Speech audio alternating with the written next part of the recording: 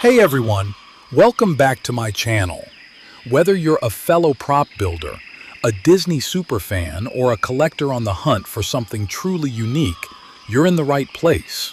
Today, we're taking a deep dive into one of Adventureland's most overlooked treasures from the legendary Jungle Cruise, the rustic, handcrafted chess set hidden inside the skipper's office. It's a subtle piece of Imagineering magic, and I've been wanting to recreate it for a long time. So if you love rare Disney details, authentic prop replicas, and the spirit of jungle adventure, grab your gear, because this expedition is about to get wild. Let's go! Before I dive into any fabrication, I always start with a quick thumbnail sketch. At this point, it's not about fine details, it's about locking in the overall shape, proportions, and key dimensions. This step lays the groundwork and helps me stay true to the spirit of the piece, especially with something as character-rich as the Jungle Cruise chess set. First up, the chess pieces. After researching the mix of artifacts that make up this unique chess set, I've pinpointed the key elements Imagineers likely used, like bottle caps, bolts, and spark plugs to name a few. Using those references, I'll shape a replica that captures the handmade, adventurous charm you'd expect from the skipper's office. We start by cutting 64 squares from 1/4-inch basswood. Each square is 2 inches by 2 inches. Then, we divide the squares into 2 groups, one for the light squares and one for the dark. This creates the classic checker pattern for the chessboard. Here, I'm laying out 32 of the squares in a group to stain them with a dark wood stain. This will create the contrast needed for the checker pattern on the board. For the dark squares, I'm using aged barrel number 283 penetrating stain by Minwax. It has a rich, weathered look that fits perfectly with the rugged Jungle Cruise aesthetic. I stir the stain gently to make sure it's fully mixed before applying. Using a 2-inch flat disposable foam brush, apply a generous, even coat of stain to all the squares. Be sure to wear nitrile gloves to protect your hands during application. Once coated, set the pieces aside to dry. To create our chess pieces, I'll start with the king. The crown is represented by a small key, which I'll carefully trim to fit the top of the piece.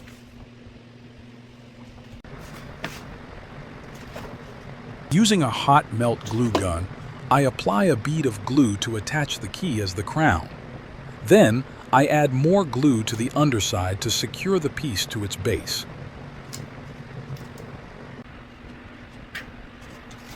To form the queen's crown, I'll add a small amount of hot melt glue to the top and attach a small threaded brass finial.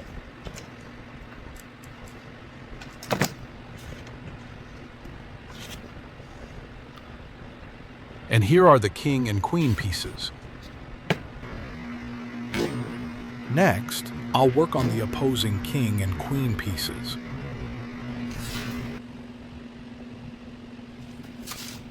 For these pieces, I'll use 2 small screwdrivers and cut off the handles with a hacksaw.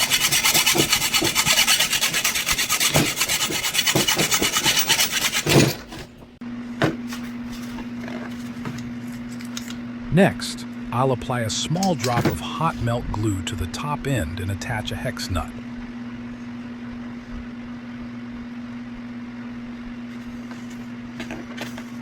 Now, I'll apply more hot melt glue to the base and firmly attach the pieces together.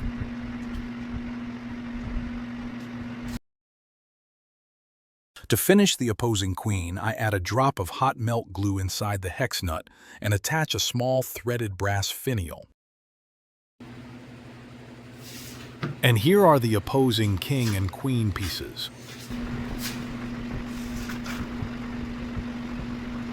Off camera, I trimmed a piece of aluminum to form a ring that will wrap around the midsection of each opposing piece. I'll use a vice grip to firmly secure it in place.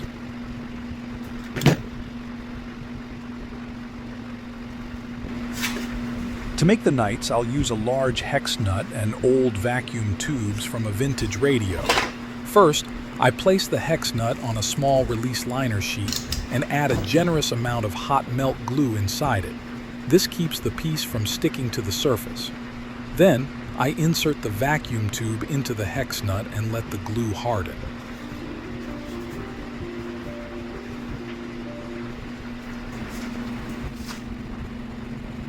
And here's what it looks like once it's peeled off the release liner. To make the bishop, I insert a small piece of paper into an old deep socket, apply hot melt glue, and then attach a small threaded brass finial on top. For the opposing bishops, I'll use 2 used spark plugs. I'll trim the side and center electrodes to make sure they fit better in the base.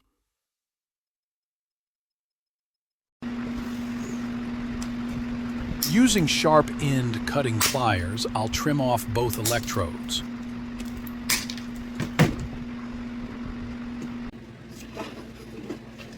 I apply a large glob of hot melt glue into the base, then center and insert the spark plug into it. To weather our rook, I use a propane torch. I place the large, deep socket into a vise and carefully heat it from all angles to darken and discolor its shiny surface. It's very important not to touch the socket or remove it from the vise while it's hot. This can be a serious fire hazard and cause burns. Always exercise caution when working with fire. Once the socket has cooled, this is the finished look. To assemble the pawns, I'll use zinc-plated round carriage bolts, a hex nut, and a washer. I'll apply a drop of hot melt glue to attach the washer as the base.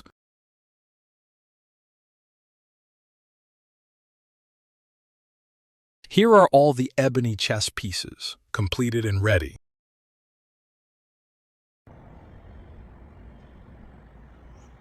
And here are the ivory chess pieces, all finished.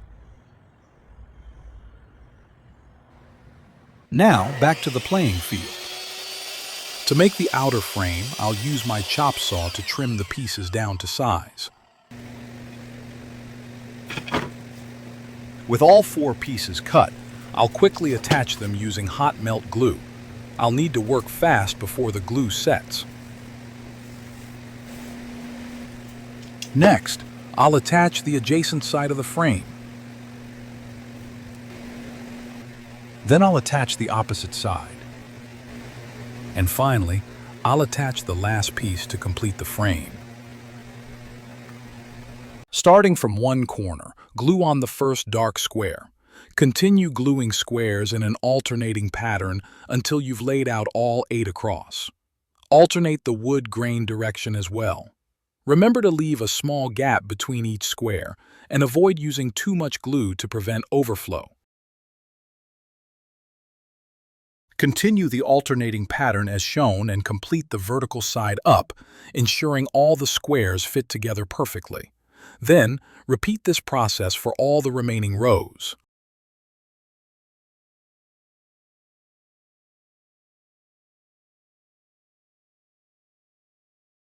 With the last 3 squares glued in place, here's how the board looks like.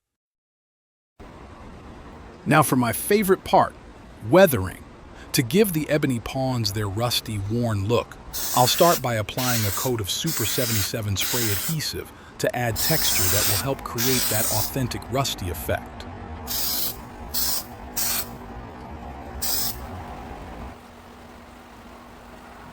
To mimic rust color, I'll apply a brown primer from Rust-Oleum.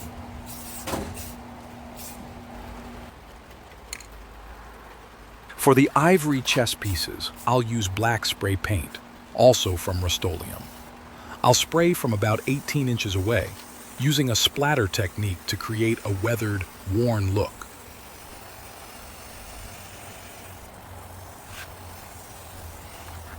To weather the other pieces, I'll be using the following acrylic paints.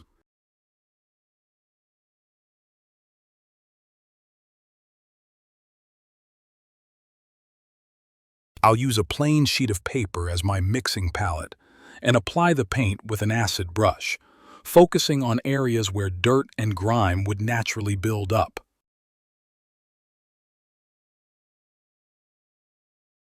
For the other king, I'll use the same technique, making sure to apply the paint carefully and avoid overdoing it.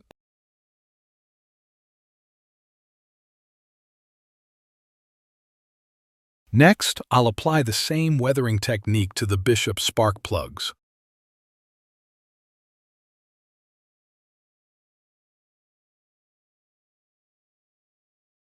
And finally, the rook, which is a used 12-gauge shotgun shell.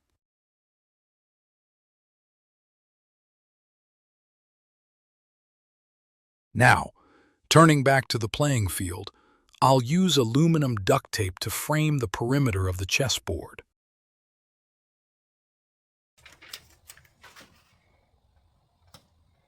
After measuring 4 strips of tape, I'll align and apply the inner pieces first. Then I press them firmly into place and roll the tape over to cover all the exposed wood edges.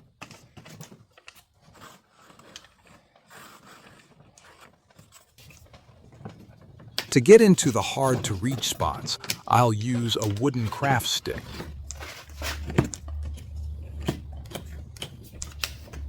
Then, I'll roll over and flatten the edges and bottom to ensure a secure grip.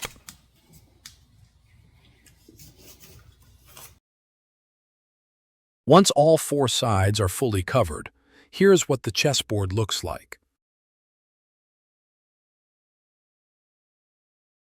Here are the 4 spray paints I'll be using: gray, bright brass, copper, and dead flat top coat to tone things down.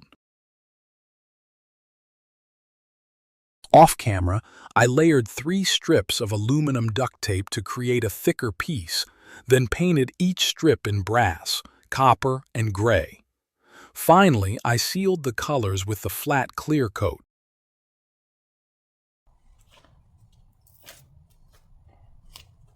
After sorting the strips by their assigned locations, I began adhering them to the frame.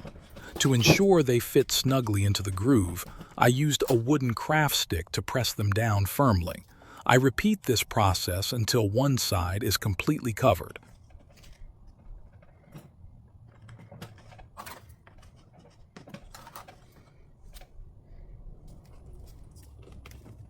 Once the flat surfaces are adhered, I'll roll over the edges to secure those as well.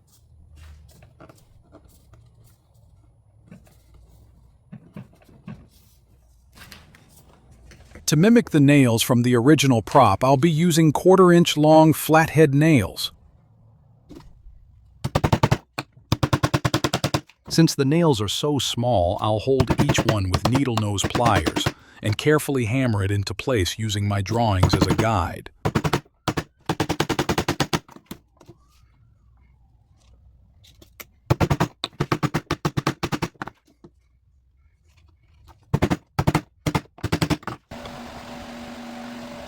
To weather all the metallic pieces around the frame, I use a rough wire cup brush to gouge and scratch the painted surface, just like the version seen in the skipper's office display.